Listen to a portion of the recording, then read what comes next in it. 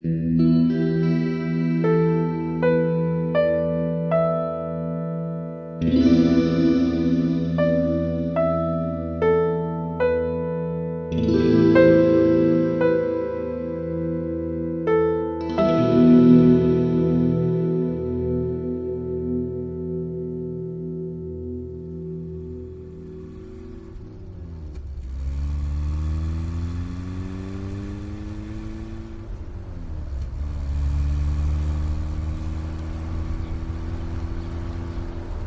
16-year-old girl is in a critical condition in Royal Melbourne Hospital after being savagely bashed in a Benalla Park last night. The girl was nearly unconscious when found by passers-by around 9:30 p.m. Police said her assailant had brutally kicked and beaten her to the head and chest and had stamped on her face. They said her head was also slammed into a metal park bench.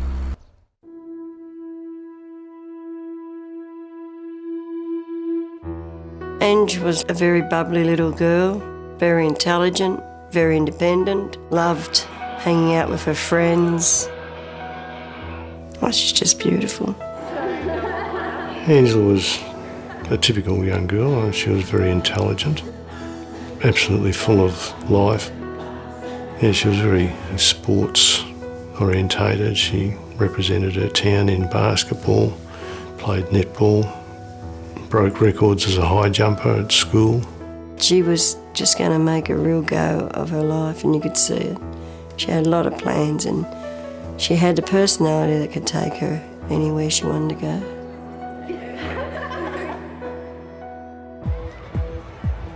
There was an 18th going on. It was actually Dale's 18th birthday, and I think she ended up hooking up with him that night, and yeah, just their relationship continued from there. He'd had a bit of a bad boy reputation, but I knew his family and knew that they were a really nice family, and thought, well, he can't be all bad. I stopped short of forbidding it because I knew that would just push her probably closer to him. They were always around each other and always kissing. And he always used to draw her wicked pictures. Her and Dale would sit out and watch the stars at night and talk about the stars and the galaxy. Utterly infatuated with each other, almost absurdly so. It wasn't the right love, do you know? It was more of an addiction and like a more of a need for each other, not obsession. Obsession. It was an obsession. We noticed that he was coming between her and her friends. everything just had to revolve around him. She always was doing stuff with him and always had to invite him. Yeah, he was always included in all our things we did, and yeah. Even if it was a group of just us girls together, we're hanging out together, there would always be one boy there, and that would be him. Their parents from both sides did their best sort of to try and keep them. Didn't think it was a good idea that they saw each other, but they did their best to work around it. He was pushing that point with Angela all the time, that we really didn't like him, and that's why we wouldn't let him stay, and that's why we didn't want him around and all that. So, and he was working on that very hard. He was really pushing her closer to him by doing that.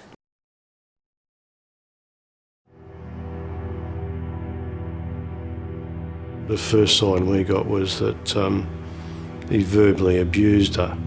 One time I picked her up at the school and he was there to pick up his brother, and as he drove off he broke down on the school crossing. Angela ran back and he started swearing at her. There was all the little kids going across the crossing, and it was very humiliating.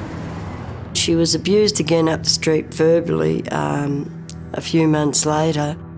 She knew how much he loved her, but he hurt her so much in the way that he yelled at her and made her embarrassed and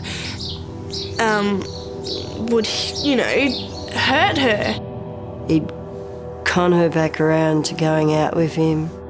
He'd be really good, no arguing and everything, and then she'd start to get a bit sad a few times, and I'd think, oh, well, things weren't going so good. And you'd know that she'd been hurt again. So it was always a sort of a pattern. I was brought up in domestic violence, so I could kind of see the cycles and all that, but they were both my mates and I didn't think anything like, I didn't think he'd do that to her. Well, her personality changed during the relationship because she had to basically kind of ask permission from her boyfriend. Angela, would come out from school and he was there to meet her. Be at work when she knocked off work, she had a part-time job. He would be there sometimes when I'd drop her at work, just to see her beforehand. She felt loved and she liked that feeling that she was wanted. Come on, everything. I told Angela many times, I said he'd never let her go.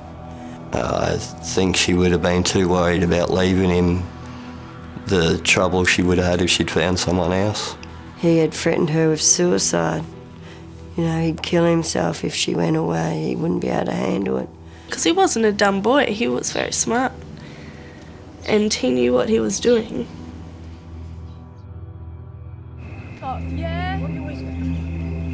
On New Year's, everything was fine, and then all of a sudden she was yelling and screaming at him, saying, I don't love you, I don't love you, I never loved you, rah, rah. And then they both ended up taking off and going back to her place. Probably would have been a bit after 1 o'clock, and I heard the next door's gate slam, and I heard voices raised, and I realised it was Angela and her boyfriend. And there was thumping and banging and yelling and swearing. I pressed the doorbell, and Angela came out, and just then Ken came up behind me, and she looked over my shoulder and she said, please help me, Ken, my boyfriend's bashing me. And Ken stepped onto the veranda. Dale had come out and then took a step to Ken and just punched him on the side of the face, and he hit the veranda post and just went down. In the blow, the cheekbone was fractured. I don't see very well now, and any reference to it makes me very uneasy. Then Ange came to my house in the morning. She rocked up and came to the sliding door and asked me, is Dale here? And I'm like, what is wrong with your face, girl? And she had bruises. Just something I can't really comprehend. Why anyone would do that, To an enemy, let alone someone you're meant to care about type thing.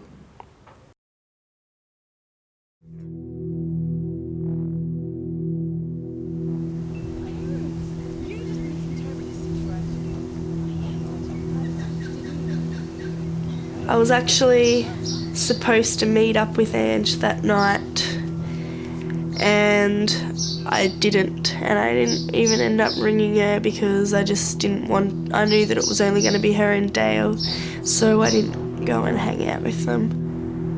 I wish I had have now, but can't do anything about that. He was asking her to get back together with him, and she said no.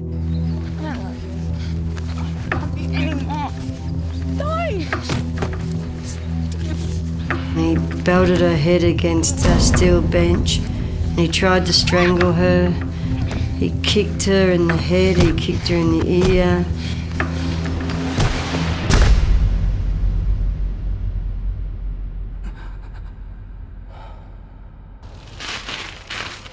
Young kid comes roaring into work, breathless and yelling, "Triple O, someone call for help." I called my couple of colleagues and we came out. We see someone standing up and starting to walk away. So I remember yelling out, "Oh, hang on a sec, mate, what's happened?" And to a reply of, "You can f***ing look after it now." There was a body on the ground, convulsing.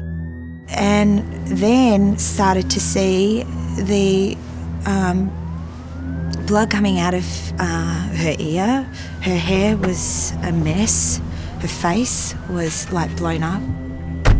We couldn't tell whether or not it was a girl or a boy.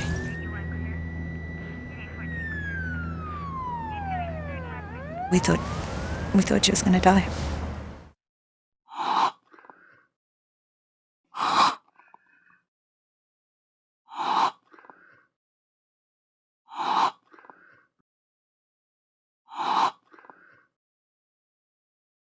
We got a phone call that night. Helen answered, and it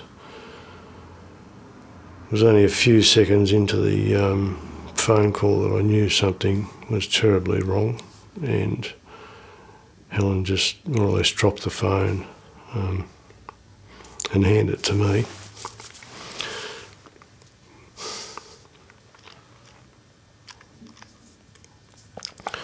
I didn't really want to find out, but the police woman said that there'd been an incident with him, and that Angela was been taken to hospital.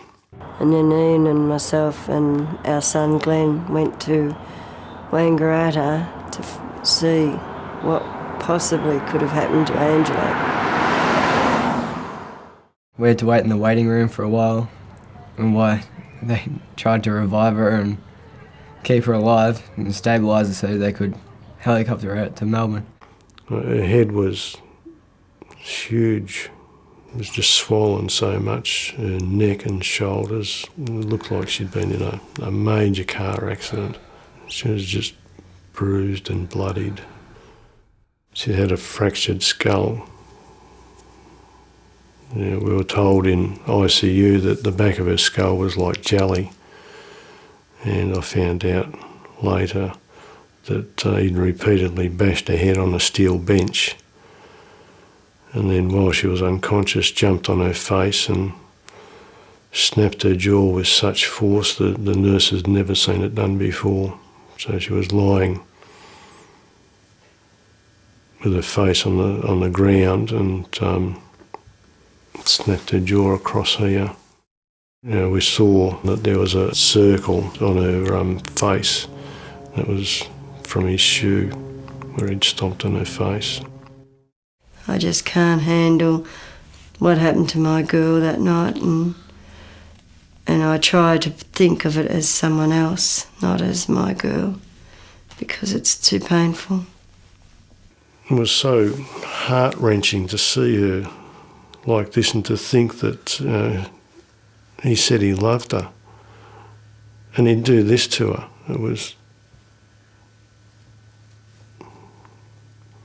Couldn't fathom it at all.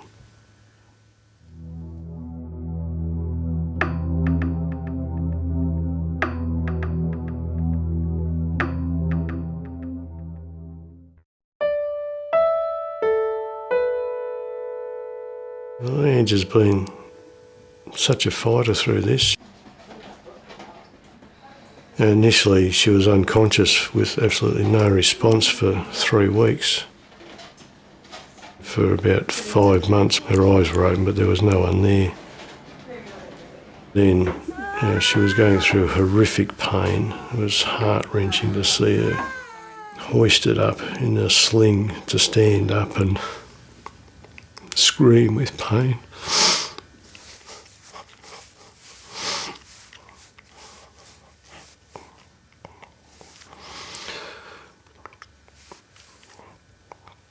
And then to be so elated by her little responses, to see that she was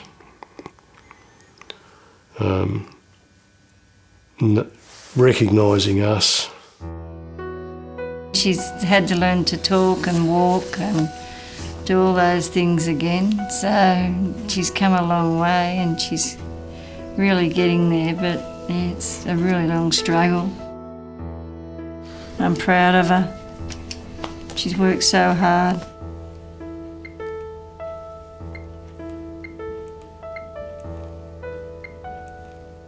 From dead to walking and talking.